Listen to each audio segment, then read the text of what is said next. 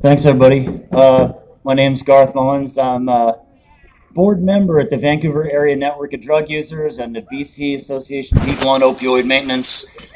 And I make a little podcast called Crackdown with several people here today. And I used to drink on those stairs over there when I was a teenager, and I used to do acid and smoke weed and then I used to shoot coke in those bushes over there. And that was in the 1980s, and I sort of did that until I found heroin. And I gotta say, once I found heroin, I wasn't interested in that other shit anymore, because I do like opioids, Fucking love opioids. I can't live without opioids. And the reason I'm alive is because I was able to access a clean pharmaceutical opioid that was prescribed to me. That's the only reason why I'm here. I overdosed several years ago. There wasn't a great soundtrack, like if you've seen Trainspotting, they use Lou Reed, Perfect Day, when the guy overdoses in Trainspotting. For me, it was Wichita Lineman was playing on the radio, and that's what I woke up to hearing that song. But I'm only alive because I had a prescription alternative available to me.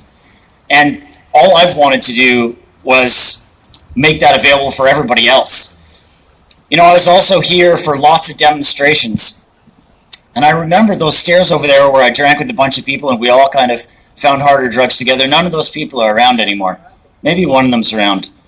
And those demonstrations I was at here, sometimes for this very cause, actually, we used to have days of action. A lot of those people are gone. I met Ann Livingston in the 90s at one such demonstration. Ann has started more drug user groups than I could name, but she encouraged us to be part of that demonstration. She encouraged us to take the streets. This was back in the 90s when, you weren't allowed in the Carnegie Center if you were known to be a drug user, if you were seen buying drugs. You weren't allowed in the shelters. You weren't allowed in the shops. Ann was just reminding me of that yesterday. I forgot what it was like, but it was so bad for drug users back then. I mean, it's still very bad. But in the public eye, in politicians, in the media, in popular culture, we were seen as pariahs. We were the worst, lowest form of life. Everybody hated us. And I'm worried that there's a lot of people in this world that are trying to take us back to that kind of state. We talked a lot about how the government cries crocodile tears for us. They invent a ministry of addictions so the minister can get out and cry crocodile tears for us. We talked about how governments weren't doing enough, didn't feel a sense of urgency. Well, now it's worse, as Hawkfeather reminds us. Now the backlash is on. Now there are people who are running for office, and they're running against us. Not just their opposition, but they're running to blame us, to scapegoat us. They're saying that drug users are what's causing society to feel unsafe and dangerous and precarious, that we are the problem. And there are people like Pierre Poilievre, who's the leader of the Conservative Party of Canada, who's running against us. He says that safe supply is actually causing the overdose crisis, which is bullshit. And Eleanor Sturko, who is an opposition critic here in BC, she's saying that Eris and Jeremy are massive criminals, that DULF and VANDU are terrible organizations who misspend public money. So the people who we once said, oh, you're just not doing enough, now they're against us because we don't win votes. Helping us doesn't get them votes. And so we got to think, what are we going to do? When I was drinking here as a teenager and when I was doing dope all through the 90s, when I felt like a pariah, I did feel a lot of shame. We keep saying shame. I felt a lot of shame. I carried it around for most of my life until I came to VANDU. And VANDU is where I learned from people like Laura Shaver, people like Tracy Morrison, people like Dean Wilson. They showed me a different way to be, where you don't have to carry that shame. It's that organization, it's you, it's everybody here, where I finally felt at home. I finally felt that sense of belonging. When all through my life I'd had this feeling of homelessness. I don't know if you guys this feeling of like homesickness. I don't know if you guys ever feel that. I think all of us here, if we didn't start out that way, we're all fucking traumatized from losing so many people. We're all grief-stricken. And sometimes we're vibrating and quaking with anger.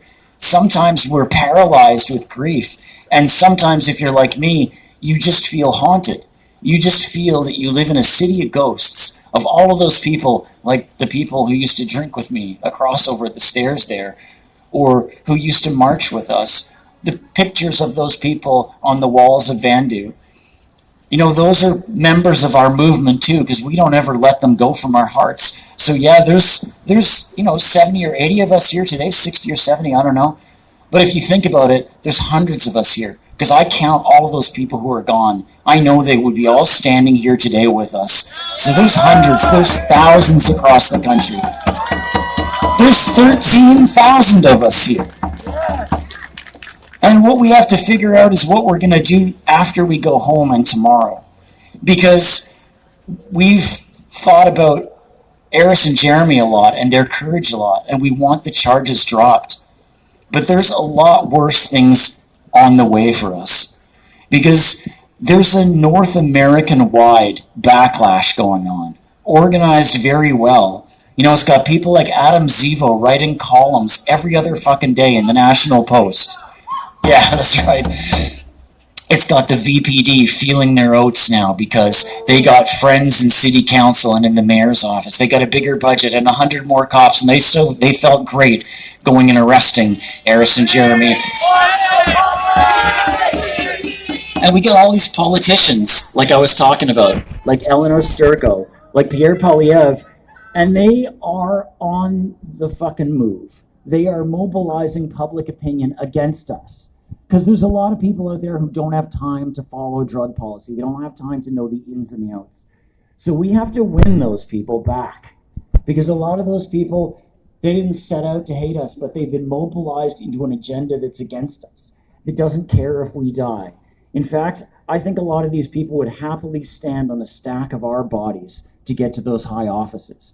So we've got to take our groups, like Vandu, like the Students for Sensible Drug Policy, like the group of workers, like the trade unions, like the working class, other groups of nurses. We got to form ourselves together into a movement.